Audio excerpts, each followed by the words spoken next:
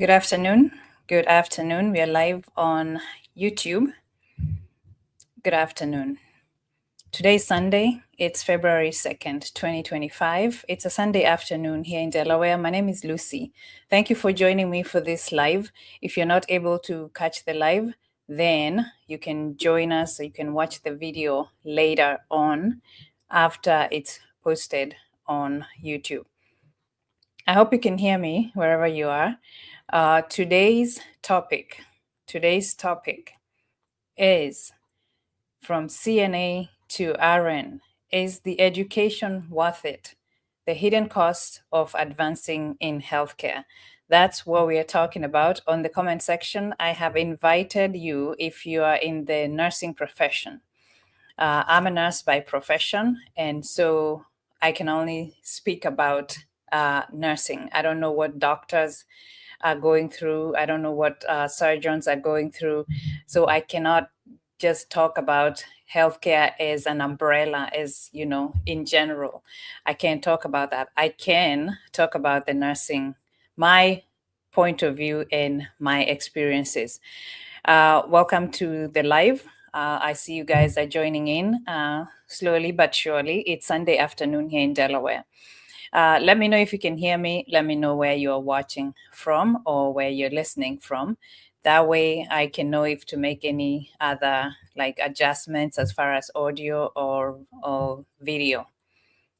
Before I go so much deeper into the video, about 1 minute and 45 seconds in. So let me know if you can hear me. Millie, hi. Hi, Millie, can you hear me? If you guys can hear me, let me know. Okay, so today, like I said, we are talking about our nursing profession. So if you are CNA, if you are an LPN, an RN, if you are BSN holder, MSN holder, DNP, nurse practitioner, all of that. Today we are going to talk about our nursing profession. Thank you, Millie, for confirming that you can hear me. We're going to talk about our nursing profession. So let's jump right into it.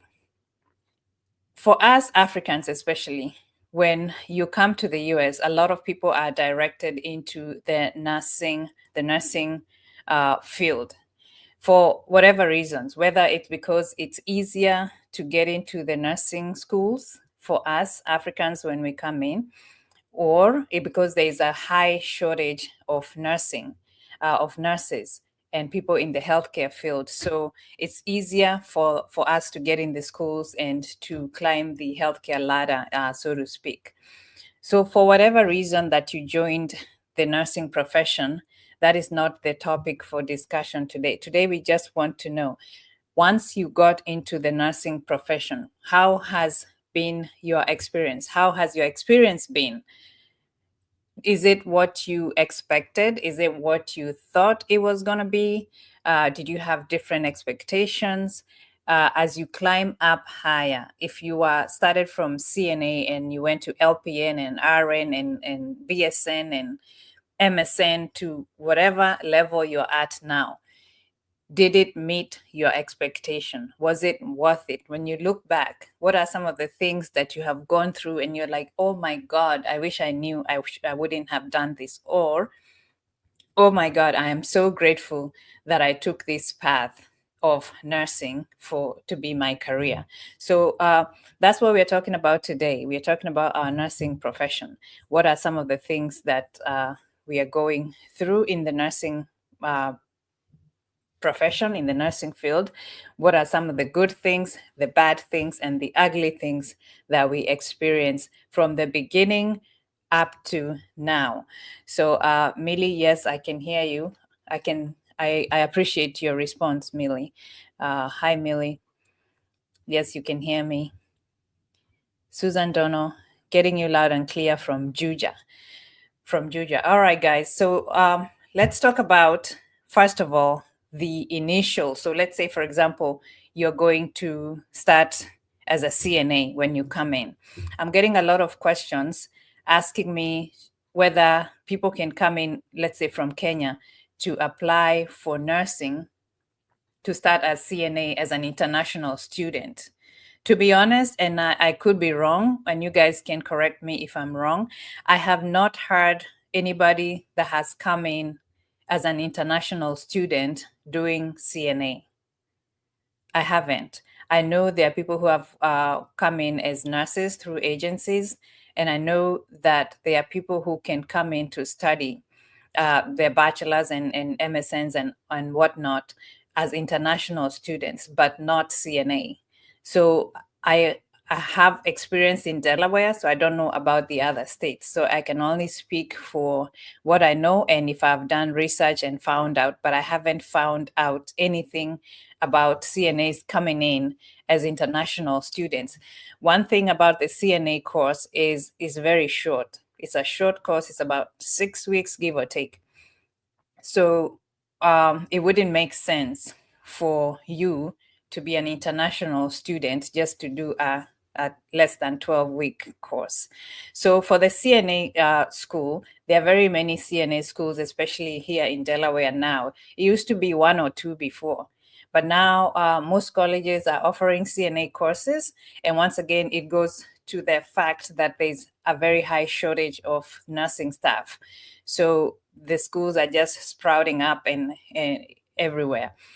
So for that, of course, you have to make sure that the school is accredited so that you're not getting scammed, because you have to sit a state exam.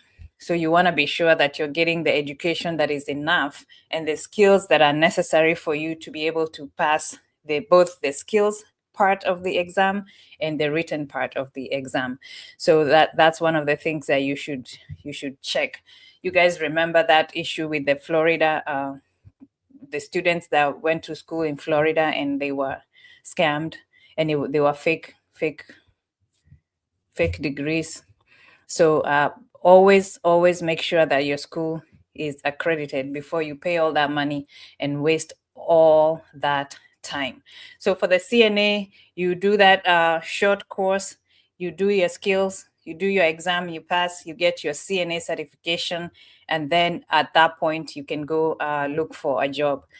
One thing I want to mention is there's something called med techs. Medtechs, you don't have to have a CNA license, but you do have to pass a certain medication administration examination. So once you get that, you can start working in like assisted living facilities to pass meds to help the nurse pass the meds. So that's another option. Like if you're really trying to start from the ground up. Okay, so that's the CNA. It doesn't cost that much. It's not so as you go higher, the higher you go, the more expensive it becomes. So for the CNA, so you can also get support from the state. You can get financial aid. You can get some help. When I went for my CNA classes, it was back in the day. I went to Delaware Skills Center. If you're in Delaware or if you're around the East Coast, maybe you know these schools. So I went to Delaware Skills Center, and at that time, I don't think I paid. I think it was free. So they are just look around, and especially for people who are coming in using the green card, diversity visa, or whatever kind of green card that you're coming in with, and you want to start somewhere. Find out if you qualify for free or subsidized tuition once you come in, and you can do that. You can do the medtech, you can do the CNA. They are also called patient care techs, especially I think in the hospitals and in dialysis centers. They refer to them as patient care techs. But patient care techs, I found out, especially in dialysis settings, they do a lot.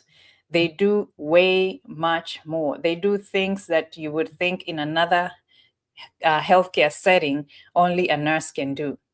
So just be sure that you're aware of what you can do and what you are allowed to do and what's considered within your scope of practice. Because the fact that you are able to do something in one setting, for example, the fact that in dialysis you're allowed to cannulate somebody and like do phlebotomy and stuff like that, does not mean that when you go to another setting, like a skilled nursing facility, that you can do that.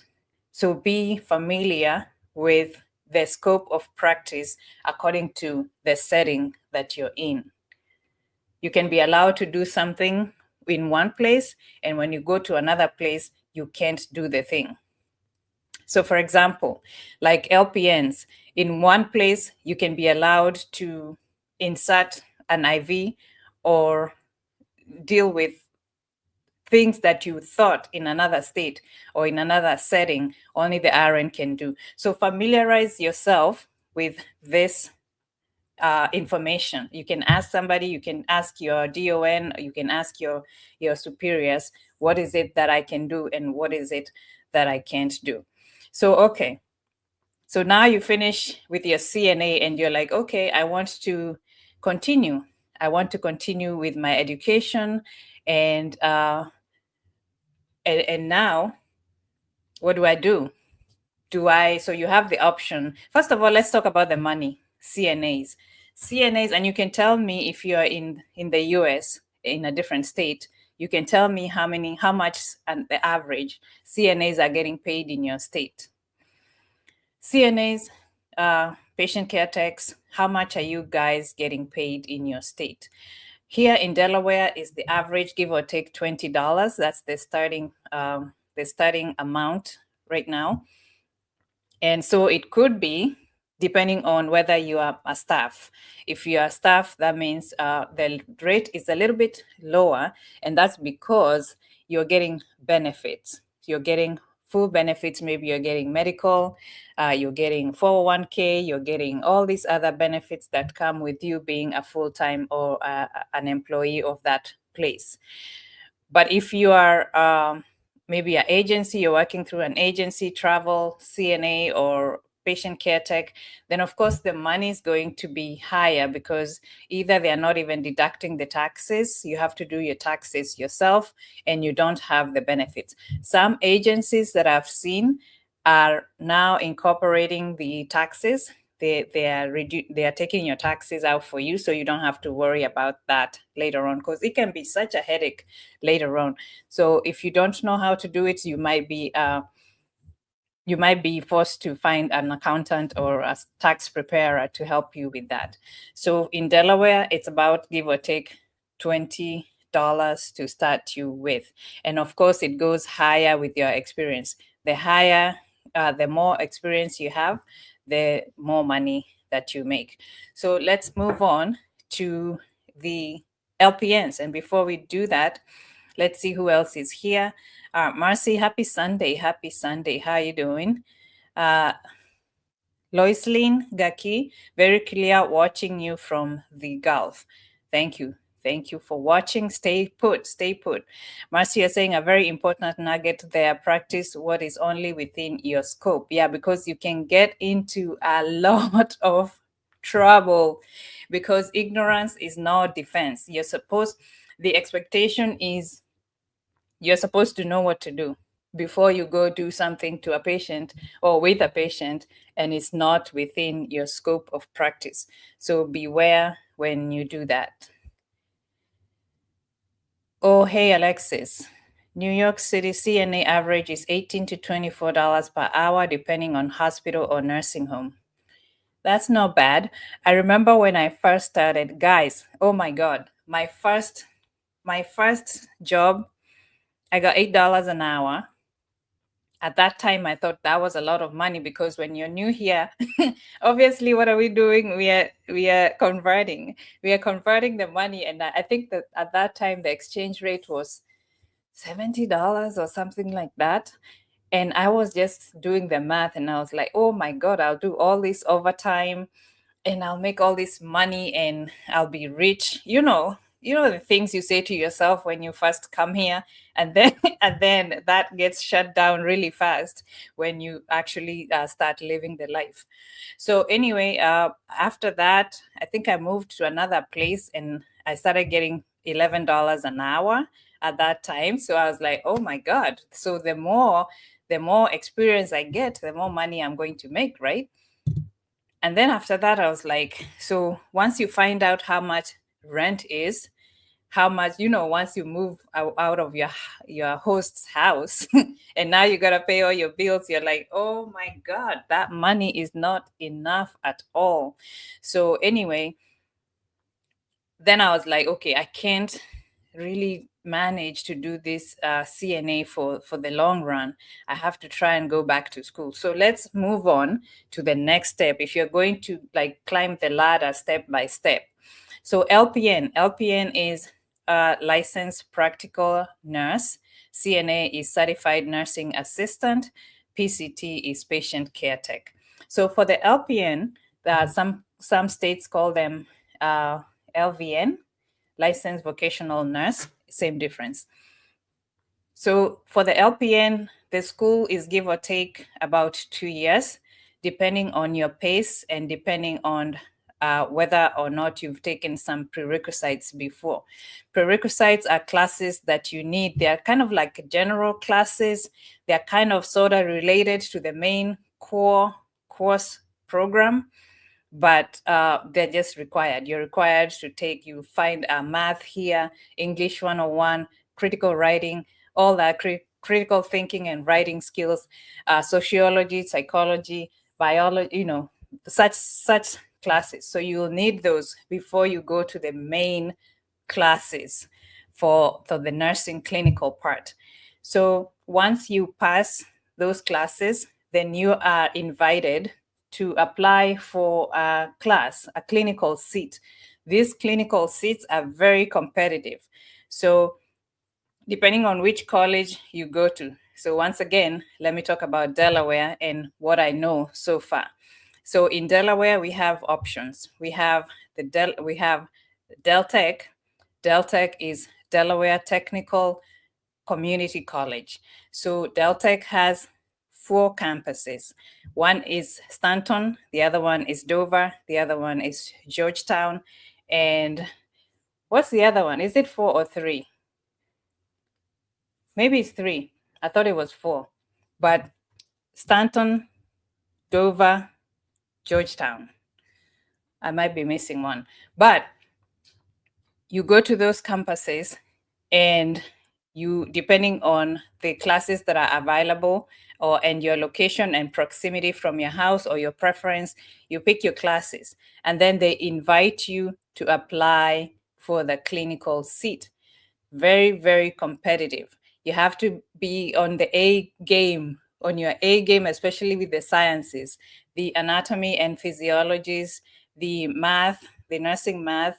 You have to try your best to do well on those ones because then you'll be ranked higher. And the higher you get ranked, the better your chances of being accepted to take the clinical seat. Okay. And then you have to do, obviously, for a new college, if it's a new college for you, you have to do the placement test so that they can see where to rank you. And then if you need to do those general classes, you do those. And then once you pick the nursing program, then you start taking classes specifically for that nursing program. So being a Delaware resident gives you a point or two automatically. So it makes you rank higher because you are a Delaware resident. Obviously, you have to show proof that you are a Delaware resident. And then so the higher you rank in your grades, the sciences, the better for you. So when you're taking these classes, aim to do better than a B. Just ace the stuff if you can, ace your sciences if you can, you rank better. So after that, you get invited to the nursing program. There are some things that you have to do. There are pre-class things that you have to do before you are accepted. Before day one of clinical, before day one of taking these classes, like the nursing classes, you have to do your physical, you have to have your shots, their vaccination updated. If you have waivers, if you have reasons why you're not able to be vaccinated, then you have to show proof of that.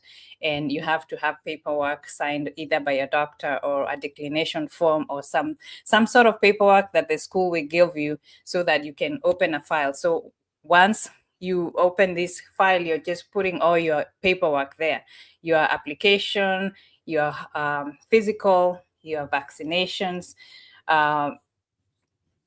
I believe there are some vaccinations that were required for us when we were in school. I think the flu vaccine was a requirement, and then during COVID, the vaccine at that time, I don't think it was mandatory, but I think it was highly recommended. I'm not sure, but I know there are some places where if you didn't take the vaccine, the COVID vaccine, then you would not be accepted into the program. Reason being, when they go to clinical in these facilities, it was a requirement. So if you are not vaccinated and you don't have your COVID card, you were not allowed to go to those facilities. So it wouldn't make sense for you to continue with the program. And a lot of people dropped out during that time because they were like, I'm not getting vaccinated. So be aware of things like that. Read the requirements, read the regulations, read the things that you will need, and then make the decision of, is this a thing that I want to pursue? Because you don't want to waste your money and you don't want to waste your time. Apply for financial aid. Make sure you apply for financial aid if you are, I think you have to be a citizen in order for you to do that.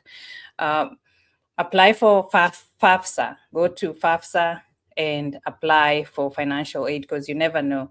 Sometimes you think that you don't qualify for something, and then you find out, oh, I have this grant here, and I have this grant here, and I have this scholarship here, and I have this subsidized or unsubsidized loan that I can use to pay for my school. Apply for scholarships. Whatever scholarship the school is offering, or any other places that you can find the scholarships, apply as much as possible. Try not to pay for education. And I know we try to say that, and I know sometimes it's not possible, but a lot of money is being left on the table because people are not applying for financial aid or for grants or for scholarship or for this and for that.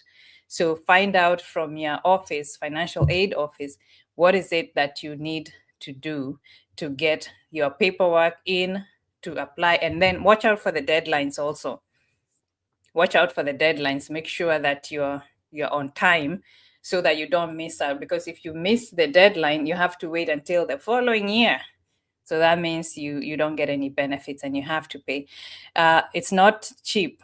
Nursing school is not cheap. That's why I'm saying if you can get any kind of help, take the help. All right. So LPNs, once you do that and you do your clinical and you pass your school, the school program, which is really, really difficult. I felt like the school program was more difficult than the exam itself, the national exam. But once you graduate that, then you can pay and register to sit for your NCLEX. The NCLEX is a national exam for the nurses. So once you pay for that and you register, you get a date where you can go and take your examination. You can study before that, or if you feel confident, some people don't wait. Some people are like, I've had enough. I already know enough during the program, and I'm just going to go and do the exam. So it's up to you, whatever you want to do. There are books, there are resources where you can do their study guides. There are different companies that come up with a whole setup of how to study for the NCLEX and information that is compact for you to review before you sit for your exam. Okay, so you finish that, you pass. Hopefully you pass within the first take. I know a lot of people get so nervous because it is a national exam. It's very tricky. I feel like it's more tricky than difficult. I don't know. I feel like it's more tricky than, because you know this stuff. It's just that they try to mess with your head when they ask these questions. But anyway, so you take the exam, you pass, first take, you're done. So after that, then you apply for a job as an LPN. So you can apply for jobs in hospitals, in doctors' offices, assisted living facilities, long-term care facilities, skilled nursing facilities, memory care. You can be hospice. You can, it's so dialysis centers. There's so many places that you can work as an LPN. And so what do LPNs do? So LPNs, they pass meds. So here you are allowed to pass meds, but once again, depending on your state, it depends on which medications you can administer. There are some places that will not allow an LPN to insert an IV and start the first dose of, for example, antibiotics. So depending on your institution or your facility, check to see what you can do, and also your state, check to see what you can do and what you cannot do. So they can also do wound care. They can do all kinds of wound care. They can do Foley care, colostomy bags. People who have colostomy bags, they can manage those. They can manage a lot of things. They can manage IV medications. For some states, once the RN has hung it and monitored it for about 15 minutes. So they can do that. They cannot hang blood. They cannot hang blood and blood products, especially I know in Delaware LPNs cannot do that. But once again, check with your state. In addition, all the duties that a CNA can do, and what are the duties of a CNA? CNAs, they help these patients with activities of daily living. That is a famous word that you'll hear, acronym ADLs, activities of daily living. So what does that mean? It means they help them with the things that they're not able to do: bathing, dressing, toileting, personal hygiene, transfers from the bed to the chair, back to the bed, to the toilet, all that.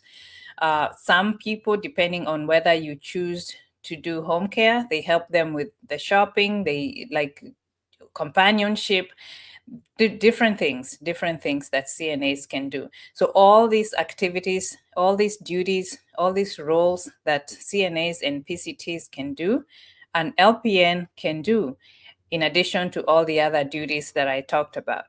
So as you go higher, that means you can do the duties of the person below you. So that's LPN. So what is the starting rate for LPNs in Delaware? And you can tell me how much LPNs are making in your state, how much LPNs, the average, because it's different everywhere. So for Delaware, this is what I know. They start at give or take $30 an hour. $30 an hour, give or take. So also it depends on your experience. It depends, yeah, how long have you been a nurse?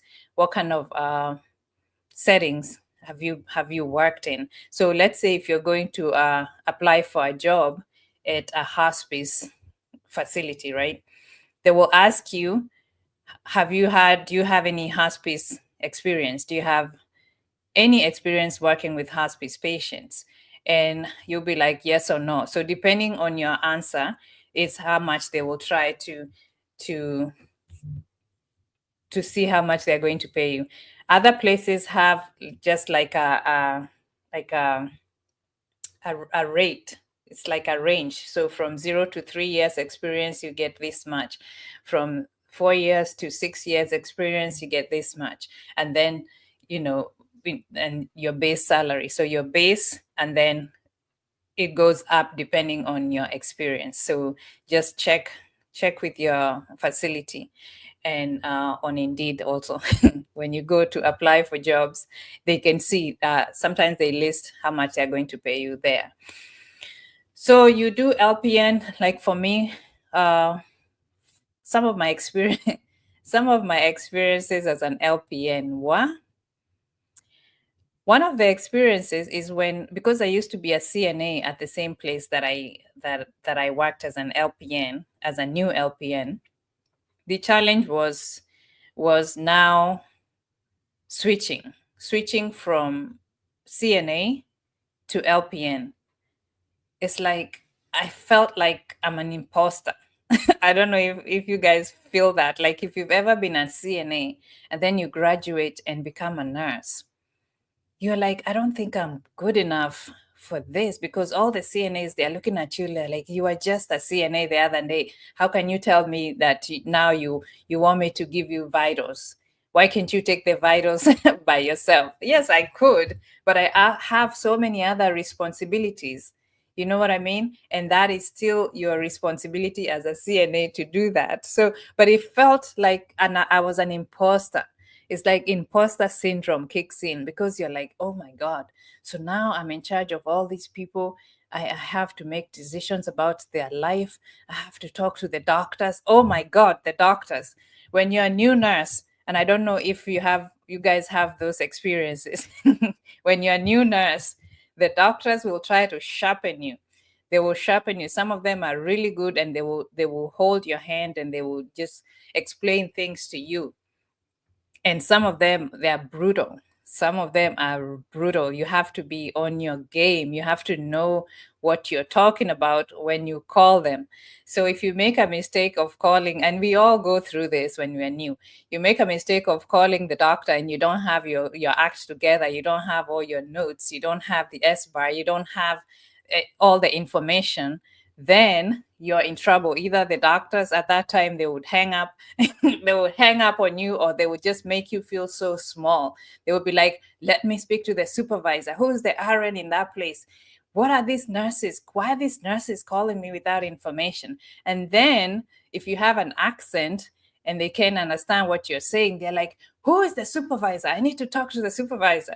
Have you guys have you guys experienced that? I think all the new nurses have that. Like if I was you were a CNA before, and then you become a nurse, and now you're dealing with a lot. You're dealing with a lot. First, you're dealing with the CNAs that used to be your colleagues. You used to work on the floor the same, used to do the same thing. And then now you have all these responsibilities as a nurse. Then you have family members to deal with. You have to figure out what to say to the doctors, because you're supposed to repeat back if the doctor gives you a verbal order on the phone, right? But here you are. First of all, you don't even know what he said, because you don't have the experience. You don't know these meds. You don't know these orders. It's your first time. You're like, okay. So you're freaking out on the phone with the doctor. And the doctor speaking so fast, blah, blah, blah, blah, blah, blah, blah, blah, blah, blah, blah. Okay. You're supposed to repeat back so that the doctor, you guys can be on the same page, because maybe what he said is not what you heard, right? So you repeat back. And the doctor is like, what? That's not what I said. And then you're afraid to ask him because you don't know the meds. You're afraid to ask for the doctor to spell out the name of the meds, because you don't want to sound stupid, because I think the expectation is you are supposed to know, but you don't know. You don't know these meds. All these meds, they are new to you. But you continue like that. You have to just stay in the game. You have to come back and learn more. You have just to be willing to be able to go through those rough patches in the beginning. And there are nurses, the older nurses that are very, very, they nurture you, and they help you to be a better nurse and not to give up, because it's very, very easy to give up in the beginning. It's very easy to give up in the beginning, because you get frustrated, you get burnt out, because you're like, wait, this is a lot of work. This is not like CNA work. And I know CNA work is physical. It's physical work. You're lifting people, you're pushing people this way, you have the Hoya lift, you're doing this, you're doing that. You have, if it's day shift, you have 3 meals a day. You got to serve them breakfast in the morning, get them out of bed. And you don't have one patient, by the way. By the way, let me know what the patient ratios are for CNAs in your state. I know here it's give or take 10, 10 patients per CNA, or 12, 13. So let me know. So you have all these patients, and most of them are what you call total. And I know we said today we're doing the good, the bad, and the ugly. So we have total care patients. Total care patients means that you're doing everything for this person. So if you have 6 of those in your assignment of 10 people, then that means you're busting your behind, especially the morning part, because they have to go to therapy, they have doctor's appointments, and also it depends, is it a skilled nursing facility, is it a hospital, is it what kind of setting it is. So for example, let's say it's a skilled nursing facility. People are busy, they're going to therapy, they have doctor's appointments, they have this and that and the other, family members are coming in and out, in and out, in and out. They have activities to go to, they have lunch to go to, they have this and that and the other. So by the time, so you have to have like good time management skills, and you have to be able to move fast and be flexible and be able to adapt, because you have a discharge here, you have an admission coming. It's so much going on. You're on your feet all day. You're doing this heavy physical work. And so the CNAs report to the LPNs or the nurse on the unit at that time. So it's a lot of work for CNA. So after that, when you go to LPN, so it's more responsibilities and more work. So for the ratios for LPNs, and again, it depends on where you're working. So one nurse to give or take 20 patients. One nurse to give or take 20 patients, 12 patients, 13 patients, 14, 15, depending on the shift. So obviously, some places 3 to 11 shift, they have more people. Night shift, they have more people, more patients. So that's the work of the LPN. As a new nurse, you just have to have the mentality, a tough mentality, to hang in there, because it doesn't get easier, but it gets better as far as you knowing the loops, you knowing like what to do. Because if you know what to do, that's the first step. So you're not constantly asking, what do I do here? What do I do here? What do I? And you should, when you're new, you should ask, because you don't want to do something just because you don't want to ask, and then you go do something with the patient and then you cause harm to the patient. We don't want that. You don't want that. The patient does not want. We don't need all that. So ask when you're new, and even when you're an OR advanced, if you have any doubts, ask. Get another set of eyes to double check something for you if you're not sure.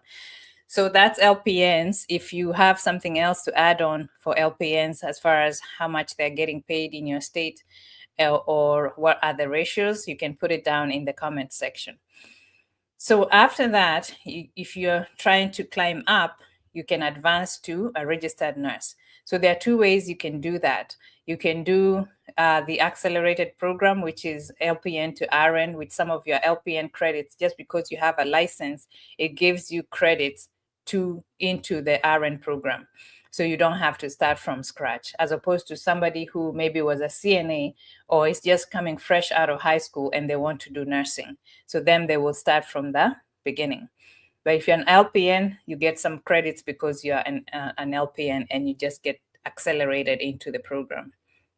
So here you still have to do some prereqs, you have to do some prerequisites, and then the same thing, you have to be to qualify for the clinical seat. Very competitive, very, very competitive. For us here, our LPN schools, I think we have Polytech, we have Deltech, I think Dawn Institute. Let me know if you know any other LPN schools. Delaware Skills have an LPN school. And so moving on to RN schools, Deltech with the campuses that I talked about earlier, Delaware State University, they have an RN program. University of Delaware have an RN program. And then there's a bridge program with Wilmington University. So for RNs, the responsibilities are higher. So the higher you go, the more the responsibilities, the more you are in charge of. So you go through the program. Once again, do your FAFSA for financial aid. Look for scholarships because it gets more expensive as you go higher. Look for sponsorships, scholarships, financial aid. Make sure you do your FAFSA, and then obviously you'll be assigned to academic advisor. They will go through your grades and see where you're having issues or where you need to be placed, or what the best time for you to join the program would be. You apply for the program, it's the same requirements. You got to do background check, the vaccinations, the physical, the onboarding. You have to upload your information on some software that they let you know where to upload your onboarding information for school. And then after that, then you get into the program. There's the classes. You have to go for classes for the written or the classroom. And then you have to go out for clinicals.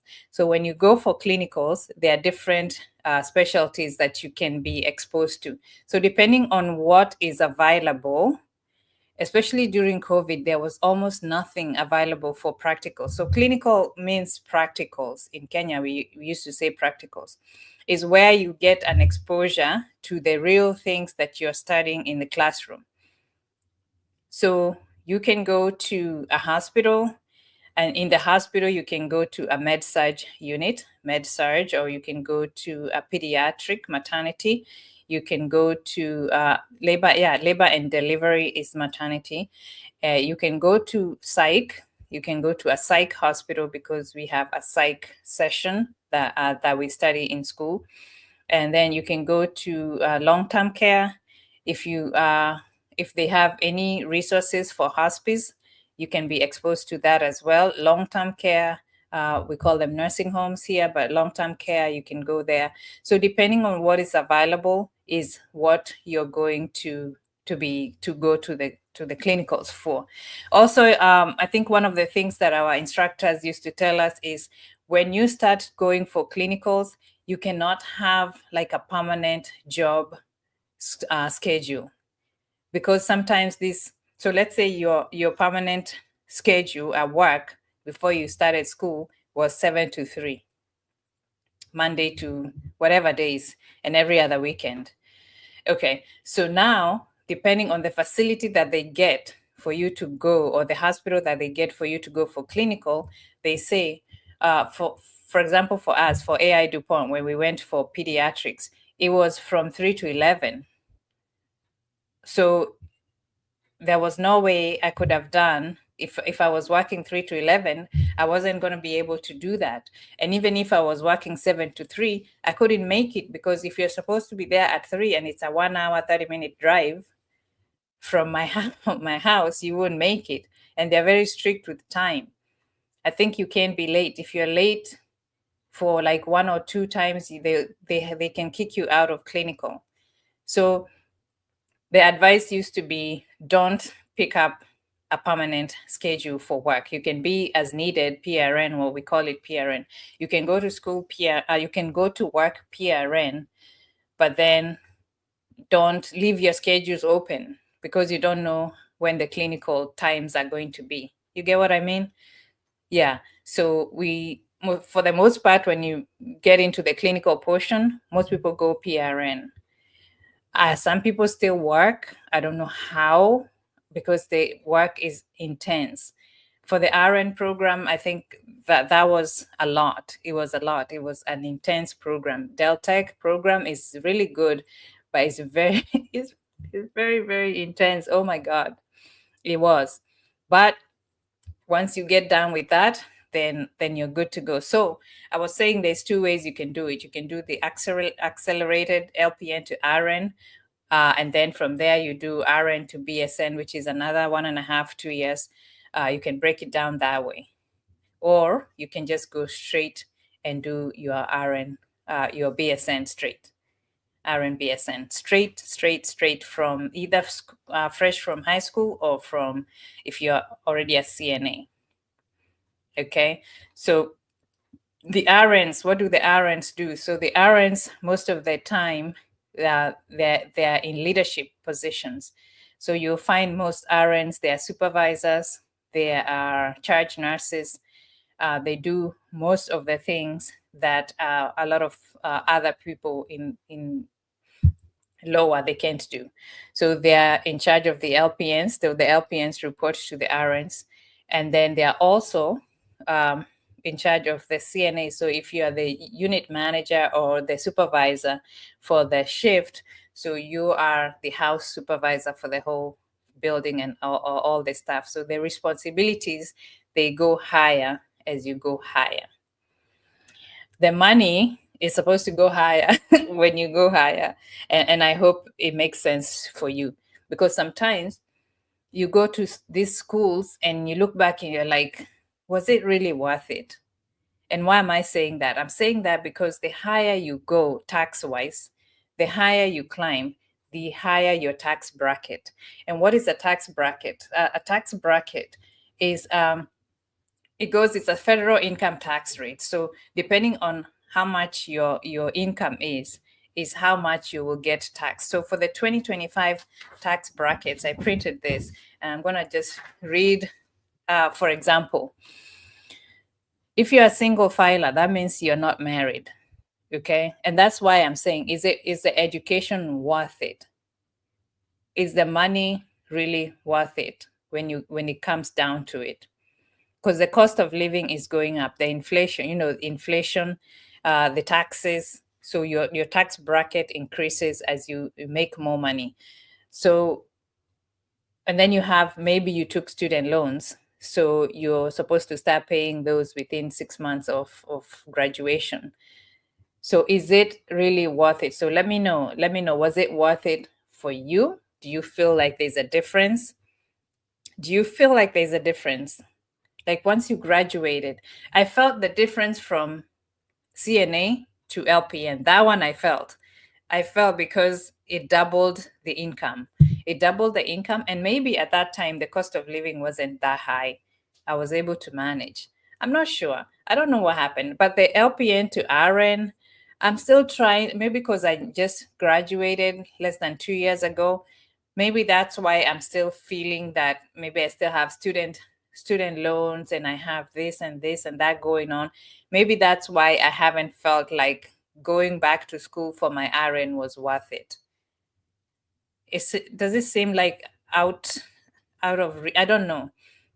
I don't know, but let me just tell you. So when I was a CNA, I think the highest I ever made was $37,000.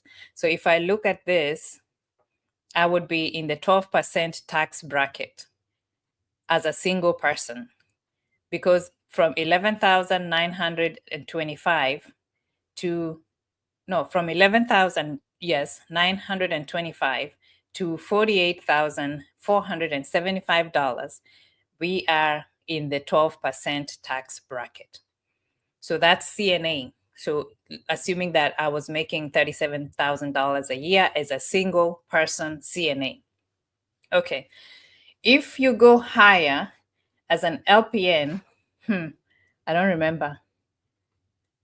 It doubles. So the way it doubled, the way the salary doubled from 11, remember I said I was making, what was I making? $11. $11 as a CNA. Remember that? So as an LPN, it doubled to $22. That was the first money that I got as an LPN, right? The tax bracket doubles as well.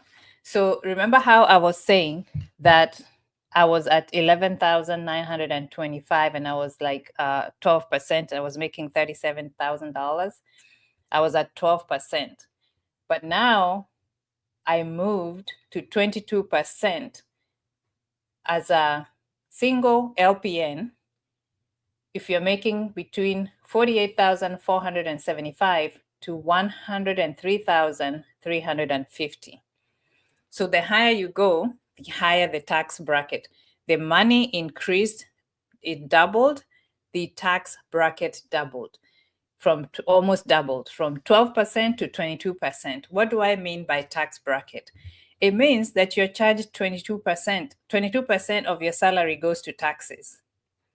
So you're not taking home this whole check that you're saying, oh, now I'm making $22. I'm going to see all that. No, you won't.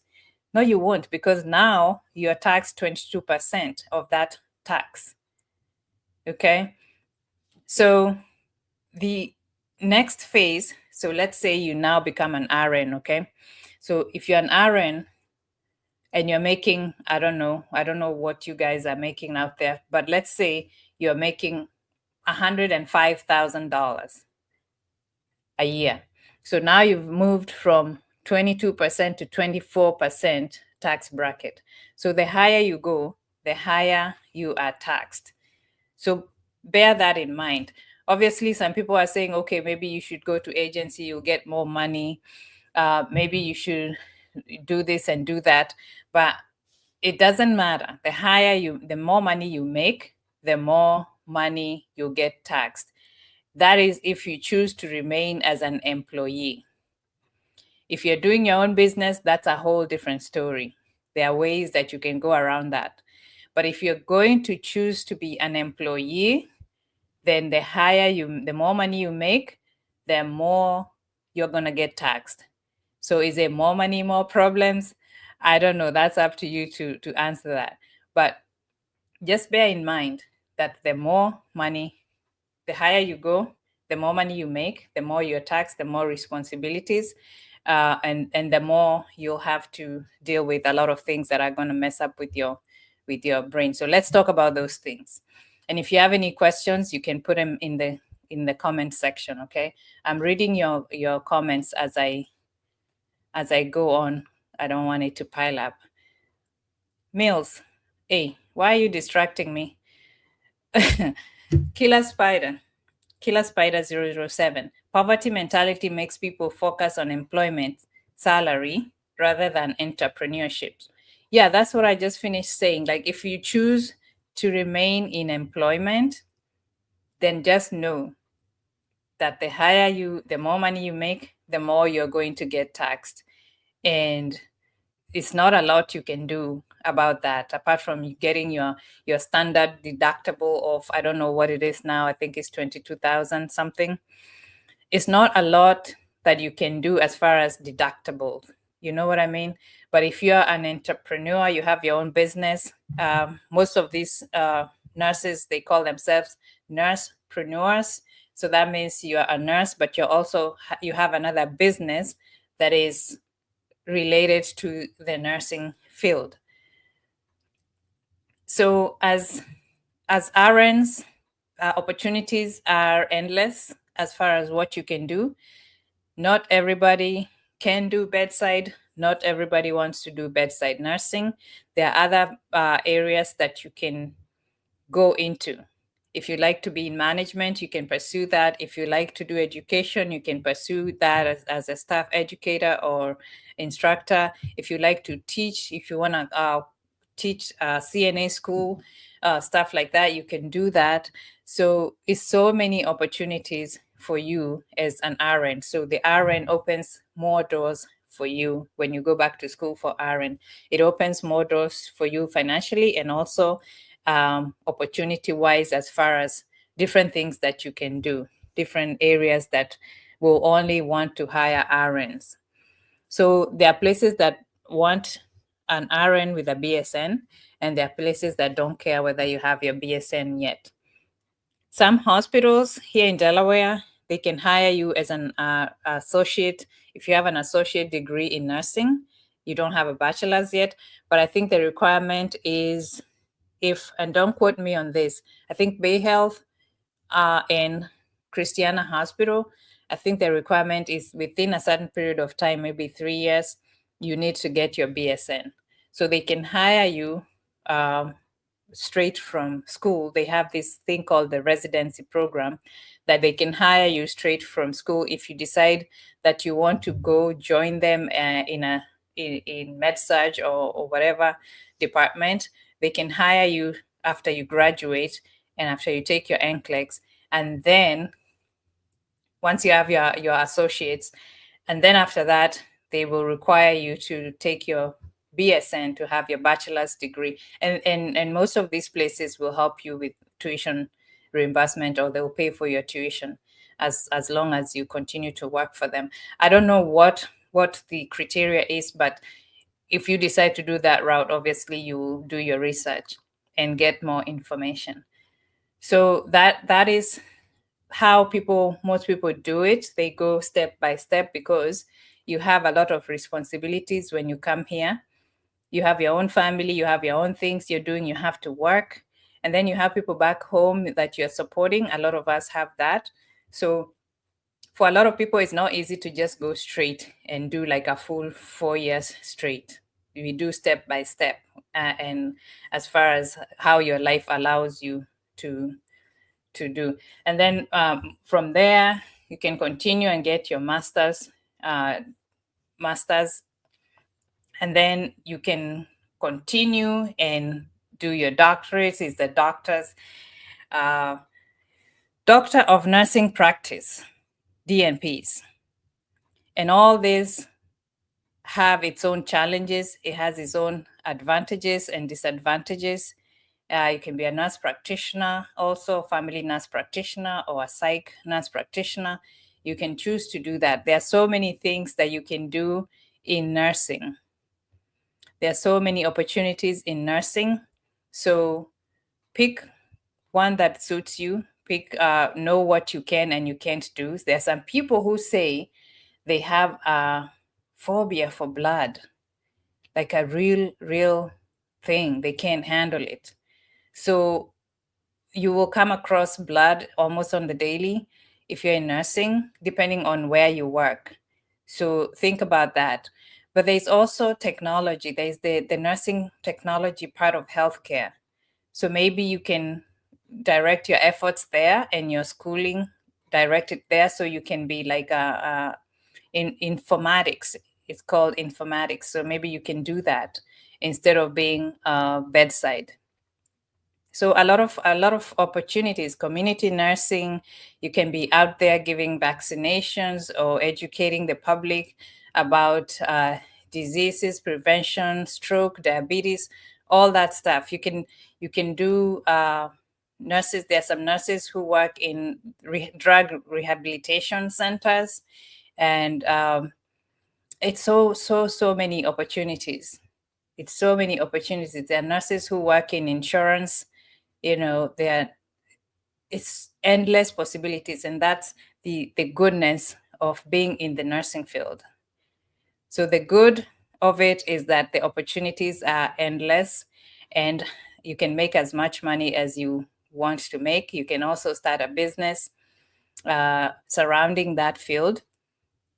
And I think it's us as nurses that limit ourselves. There's so much that we can do besides bedside nursing. So it's not just bedside nursing that you can do. You can do a lot.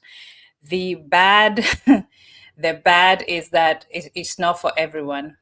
It's not for everyone, and I'm winding up now. So if you have any questions, you should put them in the comment section, or if you have something to say, I think I got 2 minutes. So the bad is it's a physical and mental job. It's a physical and it's mentally exhausting and physically exhausting. CNAs, nurses, we are on our feet on the daily, long hours.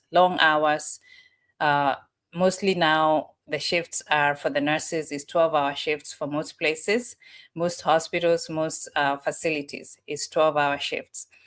And a lot of people like the 12-hour shifts. A lot of people don't.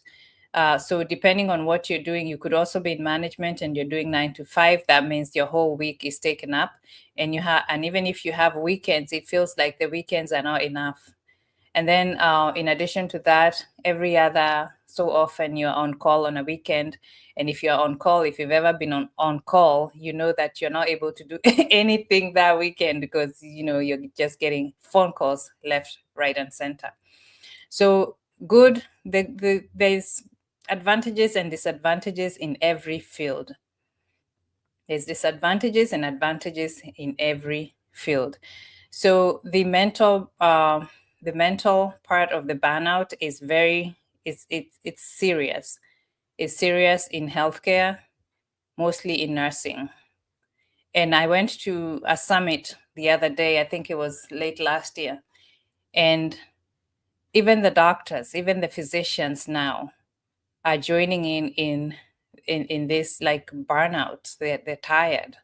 The workload is so much for the nurse practitioners, for the DMPs, for the physicians, for the nurses, CNAs. Even there was some dentists in there, and I'm like, oh my god, I thought it was just nurses, but it's not just nurses. So I think the takeaway is to protect our mental health. Nursing can be very, very challenging. It can be exhausting. It can be draining. Sometimes it feels like it's a thankless job. So let's take care of ourselves. Because, like I said somewhere else, I think in another video, there's nobody that is going to come and tell you that, oh, Lucy, now take a break. You've been working for so long. You have to schedule your breaks. Take a break, take a breather. If you need time off, take time off. If you're getting exhausted or burnt out, if you're getting so stressed because the place is toxic, you know what to do. You know, you know what to do. So do it. You know what I mean? Don't wait until it's too late. Don't wait until it's too late for you to be mentally incapacitated because of a job. You know what I mean? We appreciate the jobs, we appreciate the opportunities, but let's also take care of our mental health. So that's what I wanted to talk about today. So, oh, thank you. Thank you so much, Lucy, for taking your time to enlighten us. Oh, thank you for watching. Thank you for watching. If you have comments, if you're in the US and you have experiences in the nursing field that you would like us to talk about, you can email me at lucymwangiusa@gmail.com, and we can plan on a day that we can come on here and talk about it. Or you can just tell me your story on the email and I can present it. I like to hear what's going on in other states.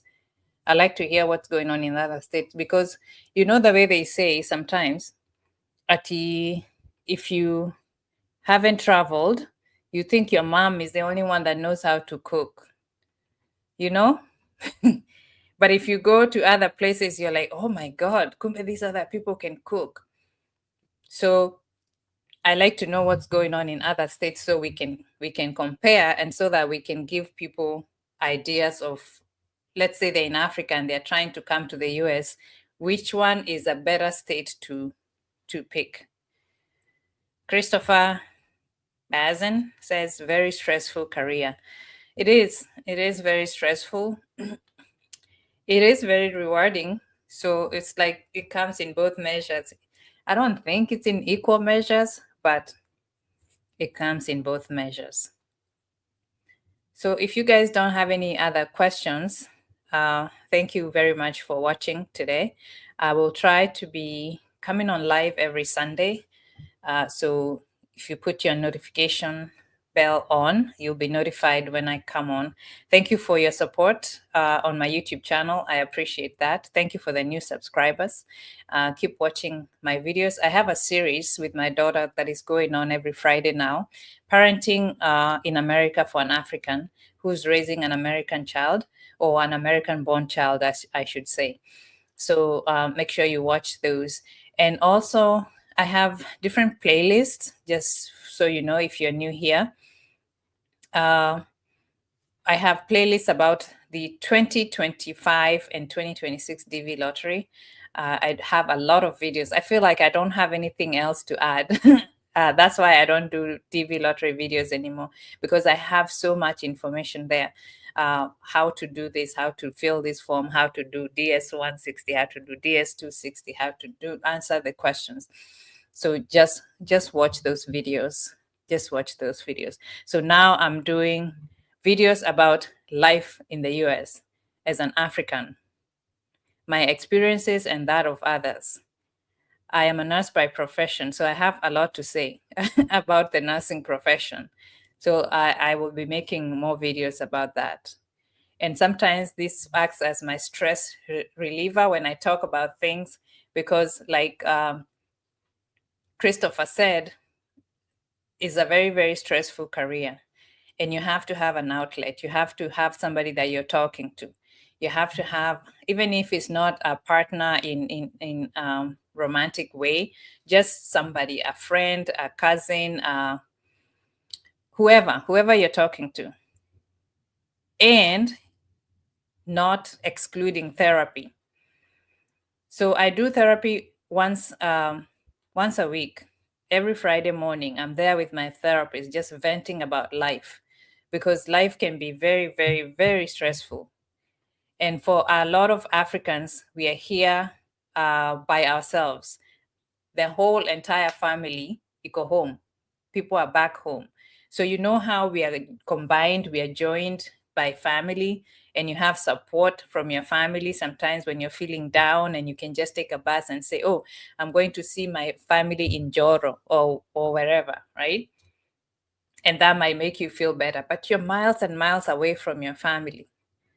So we have relationships here, but sometimes that doesn't, it doesn't, there's nothing like your own family. You know what I mean?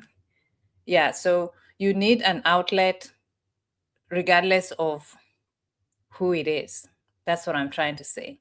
And for a lot of Africans and Kenyans, they don't want to say that they are going to therapy because they're afraid of being laughed at or doing the talk of the town. You know what I mean?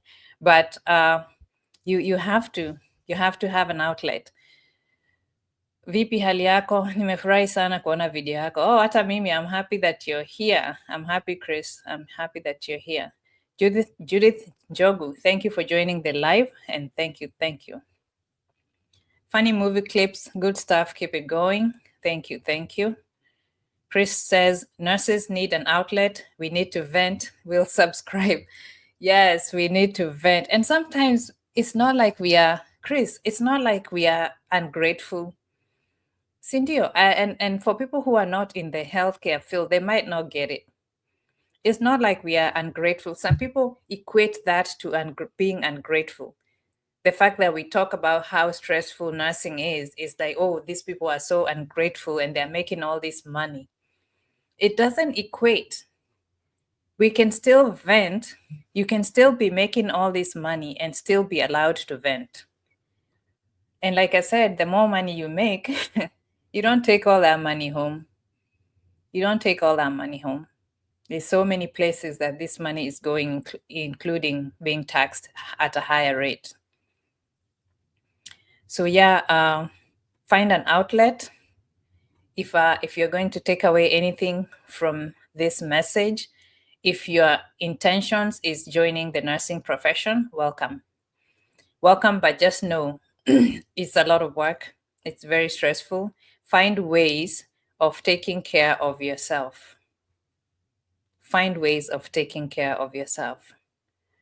All right. So if you guys don't have any other questions, I hope I'll see you on live on Sunday next week. Have a good evening. Thank you so much for watching.